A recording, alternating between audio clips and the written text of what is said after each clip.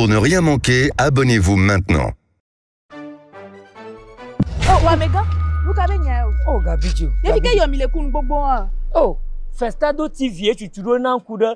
Non, non, mais tata, nous avons les mouons. Bien tiré. Nyanyao, nyamele fefe olobe tepe. Eh, nyatepe, nyamele Adam de modo la odum. Ekwe. Bon, il y a un bleu, na zolier. Ekwe, nyatepe. Gabidjo, asia.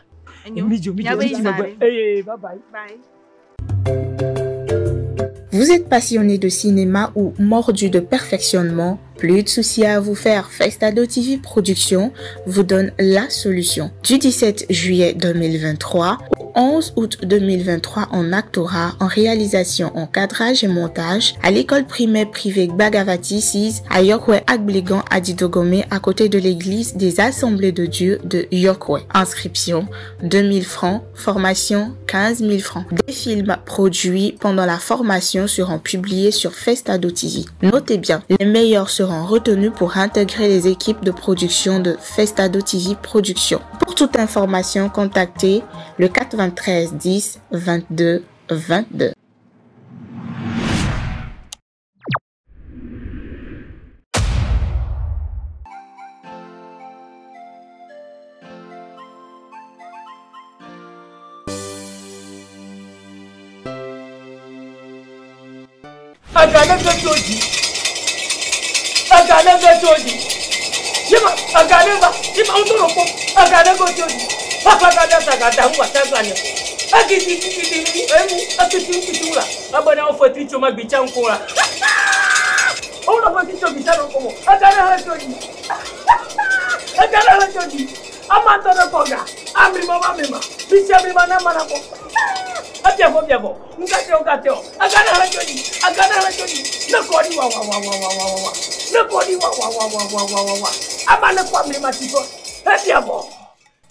Emma, akwe.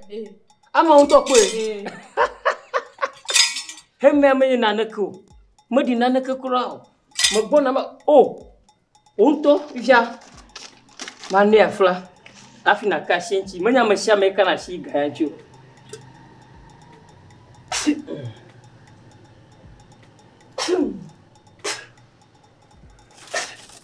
Ah. Ya, aga hayeji bo. Kashinchi na koda. O wa kashinchi gavon. Na nyabo gantonto lina ko la. Gavon ama ho gavon. Gaji po ne va ga ne po. Ne mo loga no bia ya fo mo ko ga mo lega lipo. Na nyabo ga ma. Wala dun koji deje ka kwa fanya. Ye ko ma wa to suga. Abo von le la.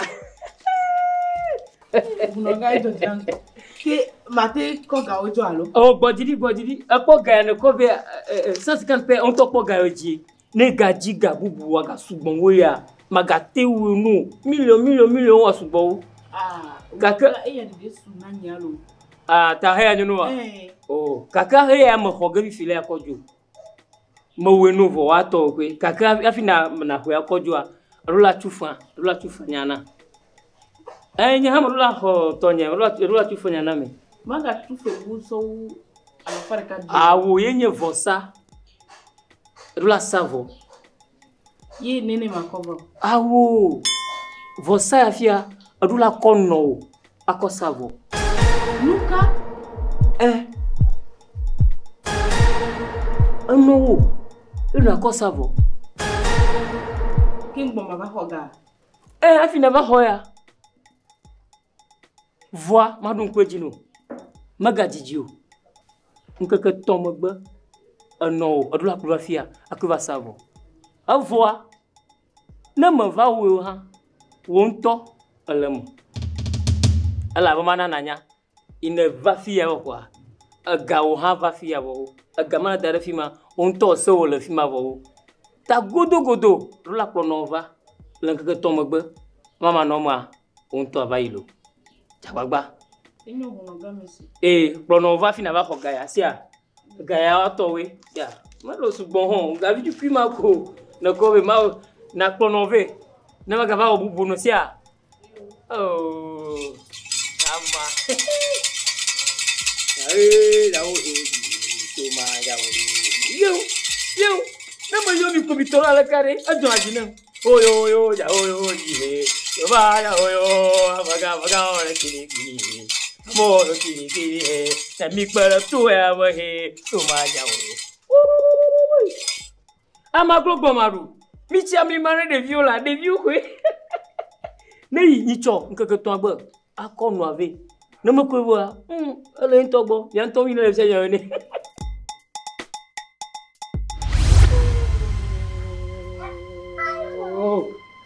Ama, dada.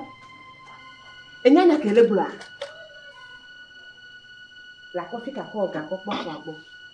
Dada kele bula na ma, mbi be ma gbo ma ba bio, ni lo a, mi we pa. Na di ka fo le mi le joji na modi. Ama Isuku egbe kaka, enyi viedi.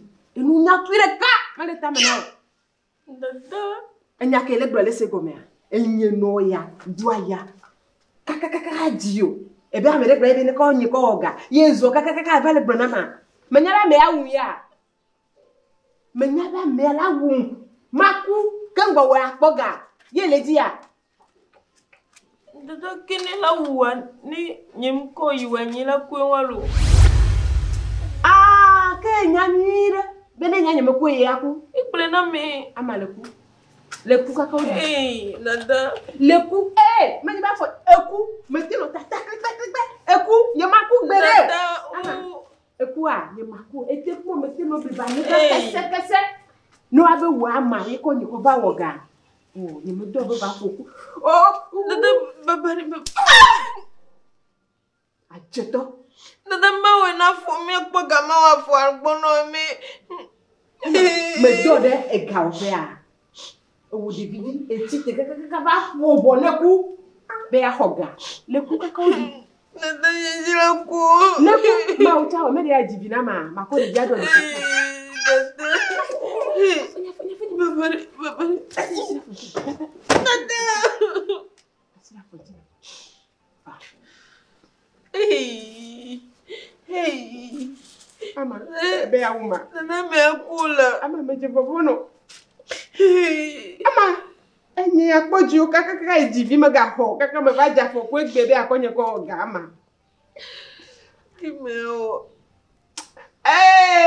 ama na ma fo video la ama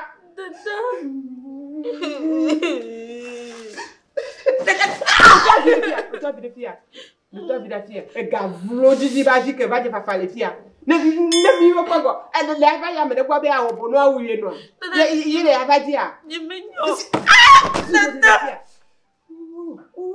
bona jo na nya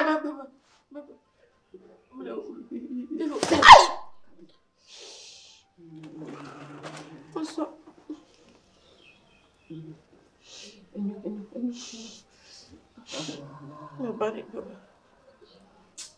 oh, me cagou me agbronya le fia, me cagou me agbronya le ya ku bronya la. Futo mbele jiji polo. Afunya tami mate umo abije jibi ya tola ba uma. Ndani mawudi. Kamu ya. Ama leku. Wa ama leku. Mo dola yila. Mo fufido de via. Dada. Mo to no topo. Mia ke me agbero. E hoga. Tite mako. E hoga. Oh, dada ebe mako va kimbo. Ni me ho. Mako va kimbo ma. Ya ko gana. Me do ta mu buka kare. Me de ya o cha me nya fio. Me de ya me de bulo fio. Me de bulo na me. Na me nyore ame to la be akwa no. Chowoga. Ye gazo lupa. Gavale blona noa.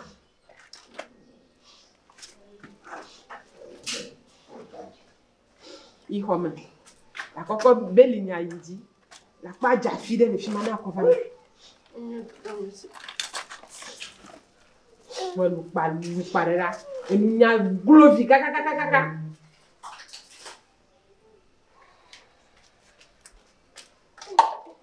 Ya tonye wo glovo a me de ya me enu me de ya tonye wo glovo a ni paradiso go no alo nye kpo dada choa de nye to mo na do ke ka no nu ko he ba no dudu ma ye na kaka egbe kwa le jo yi be iga ope a me de ama na le voa pa ama nye to ko la fola ya si kaka le bele ke mba ma ho kaka le ba wu mba ma ho kaka le be da mba ma ho egbe ya nye me da ni no ko bezwo we la di gava le pu ju be iga ope ama ne de ma ke kplo le nyale ko jina gare la pu ju be iga ope ama Buda Danielo, dis-là, mi plan ya bevio. Mi plan ya bevio lo, mi plan ya bevio. Elo ne laisse me. Ama. Mega. Gavri. Ogbo na nye eva jore dinya. Ama. Dada nya meji. Egbe dore wa. Awode, dada nya meji doa. Ama. Meji do fokra le lo me a. Meji do fokra. Kakala ba ko no cho wo ga ama. Ama ka ko nya bonyale, o ma ko mi a. Dada minyo, ko fle. Ado wa pe dio o kom lo. So ke gbe sro o kom bo. Maka mo blogada. Bere kamele. Ko bena. Ama ko bena. Deko ya me benko. Deko ya ma benko. Dada. Bejo, amega bejo. Oh, dada. Oh. Ko si apeni.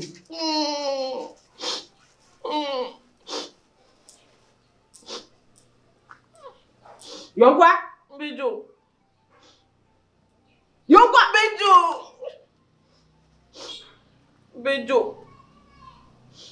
Ni na de ko ta je oblino. Kwata kuya. La ko de aume. De vieux de nia sur ma ko kan tu. On est là. La sini jena. Eye doru ra aje ga wo fa. Eye do wa.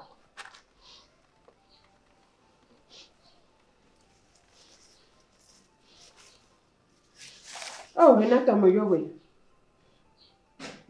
To binya conforme yo. Kachala me yo, kakuto me cho. Me yo. Maman yo boto me yo we. Nya be vie ya. Me divi. Edomo wumio. Kake gbe anu vovo ba wo. Yo be dia chite. Ebe ya be wo ga. Menyo mi malo. Kake de vi ko nyire mi agbo. Me yo mi. Mi dalo emena. Me ka magalio. Yo boto dalo emena.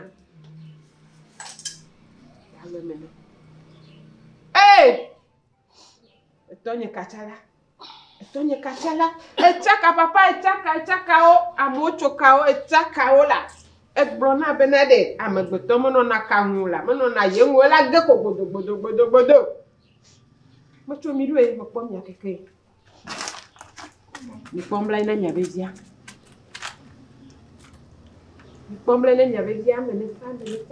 Menefa. Me domi do da ve ame. Me domi do da nu agbo. Me domi do da benu ko keke bele subogbo. Mi yo agbo mi fonfo pe o mi de nyabezia la lo menawo. Mi we. Mama yo mbuta egblo na be ne gblo ma yo ye la. Mayo me kpom egblo be bereka. Koko kwa. Ma ke chua me. Ma ke me kwa. Wi kele me kwa. Kamu siapa lah kau demu ya kamu tu.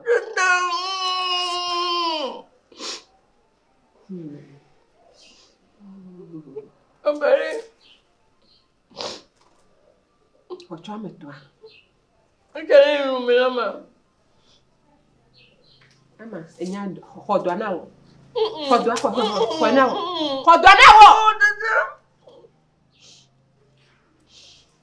Akoma. Ne zo kaka akore ka dum. Kpotia adin me kan bola zoro bokwaji. Ne no ngmono.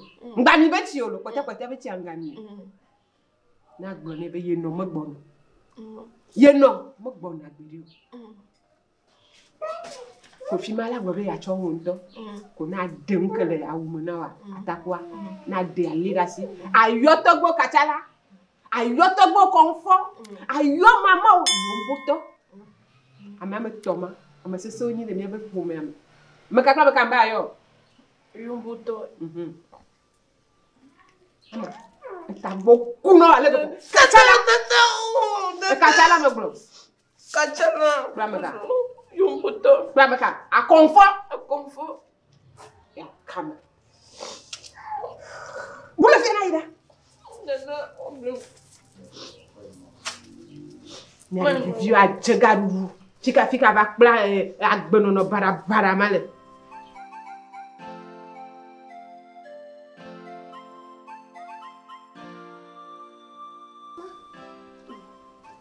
Dada, mama. Let me tell you. Também não polícia. Não vai. Juro. Mama, você. Oh, você já jogou. Vai. Ó, vai.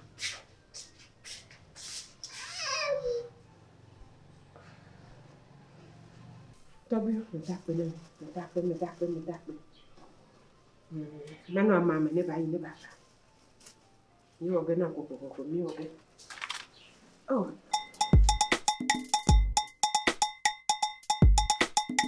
Ji kaka le poro ho moa. Hey dangwe. Awo dangwe yo mole. A dangwe mo yo bo garum yamo. Toto ni bi hori he.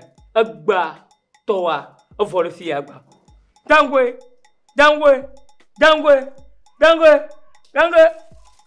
Towa bon jaga.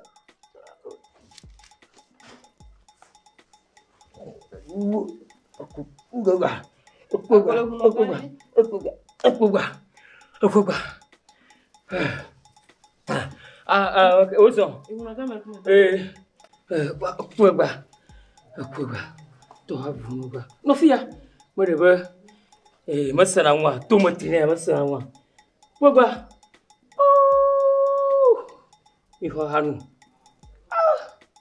Yeah, don't. Everybody. The video on Sabuari. So, Catola Porcula. Achivachu, Amataoyone.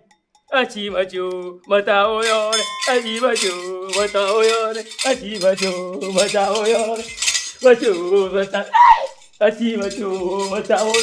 Achivachu, Mataoyone. Maga confolo. Badiga, Baba. Madonna da poi ma ya ku hira hu. Toma ma de po. Ai, joga dona. Rabidifo. Ma de jibe wa to na gbanku de ka ku. Agbanku de ka tu no. Ta fi na nya bana re. Nya fo fi o. Vajunya ma bana ho. Amli ma vajunya ma bana ho. Vajunya ma ba ho. Nya vajunya ma ba ho. Tengkwa ma da tengkwa. Na kperang chinya la gba so la fia. La fia gudu. Ahono bi. Ma tore mu weso.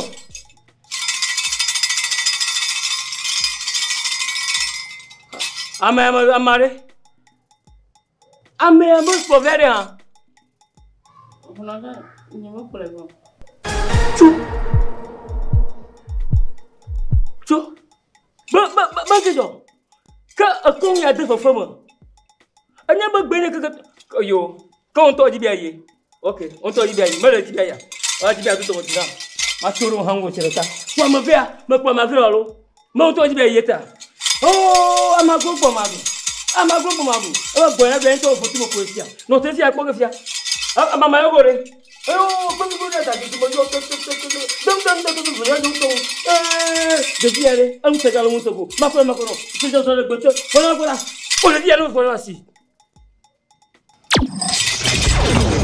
Oi. Tu. Ti ka dia ko na tu. Ala pai. Hey. Fica ativo a fia. Mas que como mano? Fica. Show, a blanco. Oh, que me diga ontem. A gente jogou para coisa. Tu botou para atenção. Oh, mano, não tô. Oh, mas como coisa aqui? Eu vou fazer aqui. Muito bom. Oh, você vai pôr. Ai.